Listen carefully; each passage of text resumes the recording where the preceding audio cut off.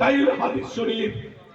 আল্লাহ রাসূল নিজে থেকে কোনো কথা বলেননি, আল্লাহ যা বলতে চেয়েছেন আল্লাহ নবীকে যে তাই বলিয়েছেন। কুরআন এবং সুন্নাহ এই দুটি আমাদের সামনে আছে। আমি মাদ্রাসার ছাত্র না, আমি বৃন্দাবন সরকারি কলেজ থেকে বিএ পাস করেছি। আমি আইনের ছাত্র ছিলাম, আইন আমার কথা কমপ্লিট করা হয়নি। আলেম ওলামারা আছেন এখানে, অনেক মুফতি মাওলানা আছেন, শাইখুল হাদিস আছেন। বলুন কুরআন শরীফ অথবা হাদিস শরীফে কোন এক জায়গায় একটা শব্দ ব্যবহৃত হয়েছে কিনা কোন রাজনৈতিক দলকে সমর্থন দিলে গুনাহ মাফ হবে অথবা কাউকে সমর্থন দিলে কবিরা গুনাহ হবে? কোন অস্তিত্ব নাই। এগুলা মন গড়া, এগুলা বানোয়াট, এগুলা গুনাহ গুনাহ গুনাহ।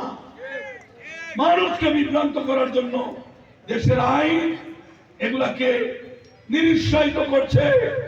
আমাদের নির্বাচন কমিশন এবার যে আইন কানুন বিধিবিধান করেছেন পরিষ্কার সেখানে উল্লেখ করা হয়েছে, মানুষের ধর্মীয় অনুভূতিতে আঘাত করে কেউ যদি ভোট করতে চায় সেটা দণ্ডনীয় অপরাধ। তাদেরকে আইনের আওতায় এনে দৃষ্টান্তমূলক শাস্তির ব্যবস্থা করা হবে। আর যদি কেউ ভোটারকে প্রভাবিত করে অর্থের বিনিময়ে কোন জিনিসের বিনিময়ে উনার ভোট নিতে চায়, এটাও দণ্ডনীয় অপরাধ। দুটা দিন আমাদেরকে পাহারা দিতে হবে।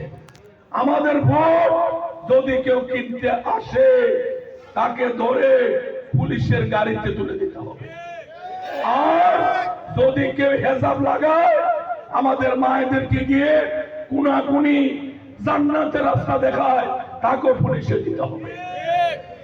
আমার ভোট আমি দেব, যাকে খুশি তাকে দেব। আজকে 18 নম্বর দিন, প্রচার প্রচারণার শেষ রাত। কালকে সকালে 7:30টার পরে ইচ্ছা করলে প্রচার প্রচারণা করা যাবে না। আমি বিএনপির প্রার্থী, 17টা ইউনিয়ন, 2টি পৌরসভায়। এটা আমার 119 নম্বর মিটিং।